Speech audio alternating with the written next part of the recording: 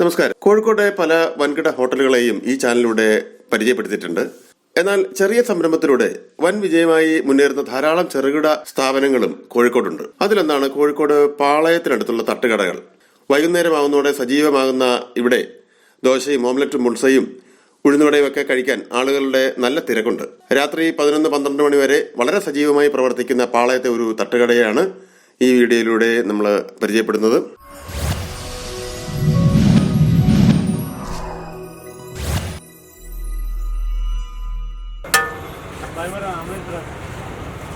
വളരെ വലിയ ദോശക്കല്ല് നല്ല ചൂടായി കഴിഞ്ഞിരിക്കുന്നു. അതിലേക്ക് മാവൊഴിച്ച് ദോശ ചുടാനുള്ള തയ്യാറെടുപ്പാണ്. ഇങ്ങനെ ഈ മാവൊഴിച്ച് ദോശ ചുടുന്ന പ്രോസസ്സ് തട്ടുകട അടയ്ക്കും വരെ അല്ലെങ്കിൽ മാവ് തീരുന്നിടം വരെ ഉണ്ടാവും. ഇവിടുത്തെ ഒരു പ്രത്യേകത എന്താണെന്ന് വെച്ചാൽ നല്ല ചൂടോടെ ആയിരിക്കും എപ്പോഴും ദോശ കിട്ടുന്നത്. ചില സമയം നമ്മൾ ദോശയ്ക്കായി വെയിറ്റ് ചെയ്യേണ്ടിയും വരും.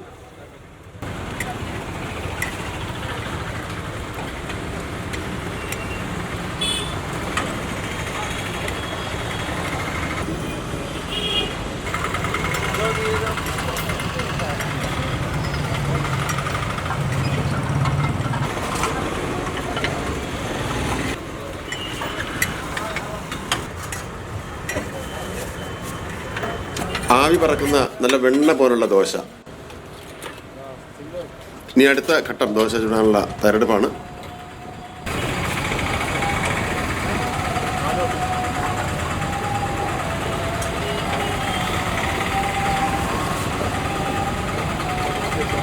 വൈകുന്നേരങ്ങളിൽ ഓഫീസ് വിട്ടും മറ്റ് ജോലികൾ കഴിഞ്ഞും മടങ്ങുന്നവർക്ക് ഒരു ഇടക്കാല ഭക്ഷണം കഴിക്കാം എന്ന നിലയിലാണ് ഇവിടെ ആളുകളുടെ തിരക്ക് വൈകുന്നേരങ്ങളിൽ. അതുകൊണ്ട് തന്നെ 6 മണി 7 മണി സമയത്ത് ഇവിടെ നല്ല തിരക്കാണ് അനുഭവപ്പെടുന്നത്.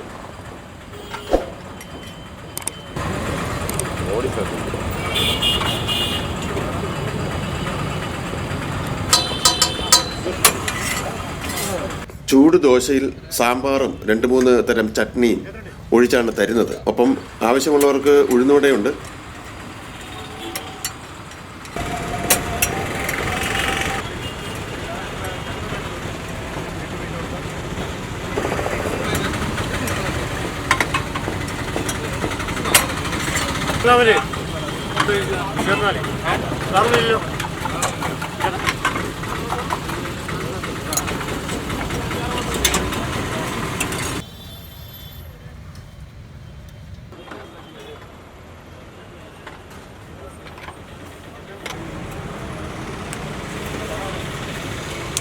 തട്ടുകടയിലെ മറ്റൊരു അട്രാക്ഷനാണ് ഓംലറ്റും ബുൾസയും എഗ് ആൻഡ് പീസ് ഫ്രൈയും ഒക്കെ.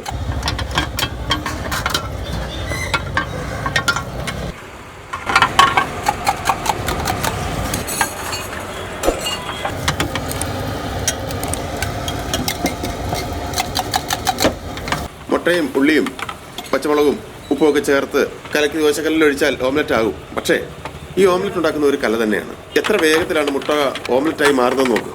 ഓരോ ഓംലെറ്റിലെയും ചേരുവകൾ കറക്റ്റ് ആയിരിക്കും. ഉപ്പും ഉള്ളിയും കുരുമുളക് പൊടിയും മാത്രമല്ല, ഓരോന്നിനും വേകാൻ കൊടുക്കുന്ന സമയവും കൃത്യമായിരിക്കും. ഇത് ചൂടോടെ തന്നെ കഴിച്ചാൽ മാത്രമേ ടേസ്റ്റ് കിട്ടൂ. കാരണം അല്പം ഒന്ന് തണുത്ത് പോയി കഴിഞ്ഞാൽ പിന്നെ അത്ര ടേസ്റ്റ് ഉണ്ടാകണമെന്നില്ല.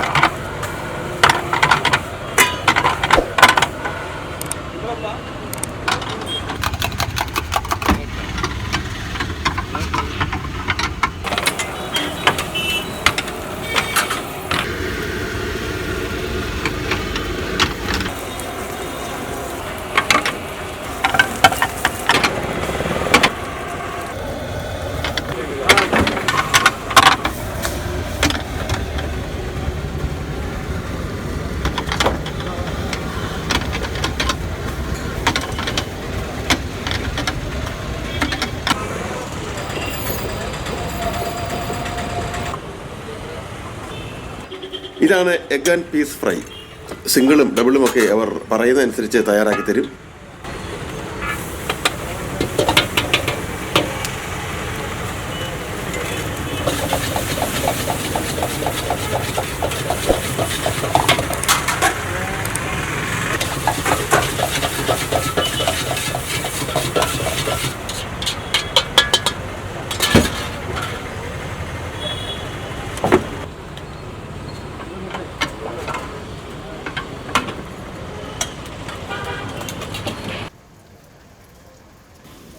ബുൾസൈയാണ് മറ്റൊരു തട്ടുകട വിഭവം.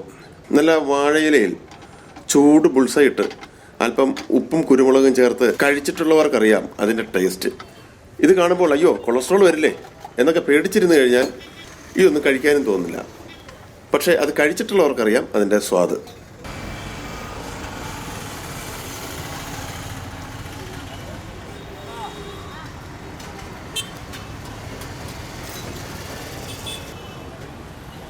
രാത്രിയാവുന്നതോടെ തട്ടുകട കുറെ കൂടി സജീവമാകും. ദൂരെ യാത്രയ്ക്ക് പുറപ്പെടുന്നവരും ഹോസ്റ്റലുകളിൽ താമസിക്കുന്നവരൊക്കെയാണ് ഈ സമയം കൂടുതലായി ഇവിടെ എത്തുന്നത്.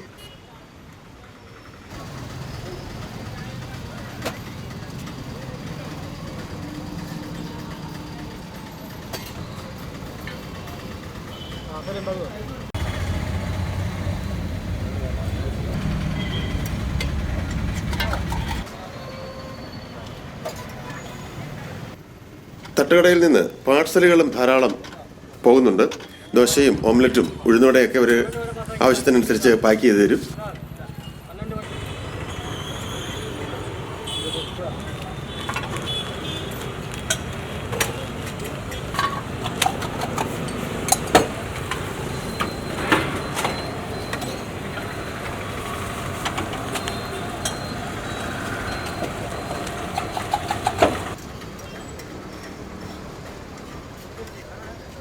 നല്ല എന്താ പറയുക, ഇവിടെ സ്ഥിരം കഴിക്കുന്നതാണ്. ഒരു നാടൻ ടച്ച് ഇതിന് കിട്ടുന്നുണ്ട്. ഫുഡിന് നമ്മൾ വീട്ടിലുണ്ടാക്കുന്ന പോലെ തന്നെ ഒരു ടേസ്റ്റിയാണ്. നമ്മൾ ഓഫീസൊക്കെ കഴിഞ്ഞ് ഇവിടെ വന്ന് പിന്നെ ഓഫീസില്ല, പക്ഷേ ഫുഡ് കഴിക്കാനായിട്ട് ഇവിടേക്ക് വന്നതാണ്.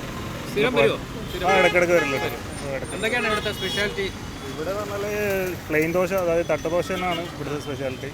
അതിൻ്റെ കൂടെ കറികൾ എന്തൊക്കെയാണ്? കറികൾ സാമ്പാറുണ്ട്, പിന്നെ ചട്നിയും സാമ്പാറും മിക്സ് ചെയ്ത് കഴിക്കുന്നതിന് അതിൻ്റെ ഒരു കോമ്പിനേഷൻ. പിന്നെ സിംഗിൾ ഓംപ്ലേറ്റും ഉണ്ടെങ്കിൽ അടിപൊളിയായിരുന്നു. വളരെ ഡെലീഷ്യസ് ഫുഡാണ്. പിന്നെ സാധാരണക്കാരൻ്റെ മിതമായ റേറ്റിൽ കിട്ടുന്ന വളരെ സ്വാദിഷ്ടമായിട്ടുള്ള ഭക്ഷണമാണ്. മായമില്ലാത്ത ഭക്ഷണമാണ്. ഞങ്ങളിവിടെ വർഷങ്ങളായിട്ട് ഭക്ഷണം കഴിക്കുന്നതാണ്. ഇതുവരെ ഒരു പ്രശ്നവും ഭക്ഷണത്തിൽ നിന്ന് ഉണ്ടായിട്ടില്ല. സാധാരണക്കാർ തട്ടുകടകളെ ആശ്രയിക്കുന്നതിന് പല കാരണങ്ങളുമുണ്ട്. തിരക്കിട്ട് എങ്ങോട്ടേലും യാത്ര ചെയ്യുന്നവരും ബസ്സിന് സമയമായി ഭക്ഷണം കഴിക്കാൻ അധിക നേരം ചെലവിടാനില്ല, അങ്ങനെയൊക്കെയുള്ള യാത്രക്കാർക്ക് ഏക ആശ്രയം തട്ടുകടകളാണ്.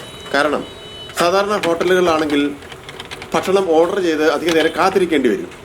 തട്ടുകടകളിൽ നമുക്ക് ഇഷ്ടമുള്ളത് അപ്പോൾ തന്നെ പറഞ്ഞ് അപ്പോൾ തന്നെ വാങ്ങിക്കഴിക്കാം. അതും ആവശ്യാനുസരണം വീണ്ടും വീണ്ടും വാങ്ങിക്കഴിക്കുകയും ചെയ്യാം. മറ്റൊന്ന്, നല്ല ചൂടുള്ള ഭക്ഷണമായിരിക്കും എപ്പോഴും തട്ടുകടകളിൽ എന്നുള്ളതാണ്. നമ്മൾ ഓർഡർ കൊടുക്കുന്നതനുസരിച്ച് അപ്പോൾ തന്നെ ഉണ്ടാക്കുന്നതായിരിക്കും മിക്കതും. ഇതേപോലെ ദോശ ചുട്ട് അപ്പോൾ തന്നെ വിറ്റുപോകുന്ന കടകളിലാണെങ്കിൽ എപ്പോഴും ഫ്രഷ് ആയത് പ്രതീക്ഷിക്കുകയും ചെയ്യാം. ഭക്ഷണം കഴിച്ച് വേഗം കാശ് കൊടുത്ത് പോകാൻ പറ്റും എന്നുള്ളതാണ് മറ്റൊന്ന്. കാശ് കൊടുത്ത് വെയിറ്ററെ കാത്തിരുന്ന് ടിപ്പ് ഒന്നും കൊടുക്കേണ്ട കാര്യമില്ല. ഇതിനേക്കാളെല്ലാം പ്രധാനം വിലയുടെ കാര്യമാണ്. മറ്റ് ഹോട്ടലുകളേക്കാൾ എന്തായാലും വില കുറവായിരിക്കും തട്ടുകടകളിൽ. ചൂടുള്ള ഭക്ഷണം വളരെ വേഗം തന്നെ കിട്ടുന്നു, അതും വിലക്കുറവിൽ. ഇതെല്ലാമാണ് തട്ടുകടകളുടെ വിജയരഹസ്യവും. നിങ്ങൾക്കെല്ലാം ഈ വീഡിയോ ഇഷ്ടമായി എന്ന് കരുതുന്നു. ഇനിയും ഇതുപോലുള്ള അടിപൊളി വീഡിയോയുമായി ഫുഡ് ആൻഡ് മൂവി എത്തുന്നതായിരിക്കും. ഞങ്ങൾ അപ്ലോഡ് ചെയ്യുന്ന വീഡിയോകൾ അപ്പോൾ നിങ്ങൾക്ക് ലഭിക്കുന്നതിനായി ഈ ചാനൽ സബ്സ്ക്രൈബ് ചെയ്യുക, ബെല്ലൈക്കൺ കൂടി എനേബിൾ ചെയ്യുക. Thank you.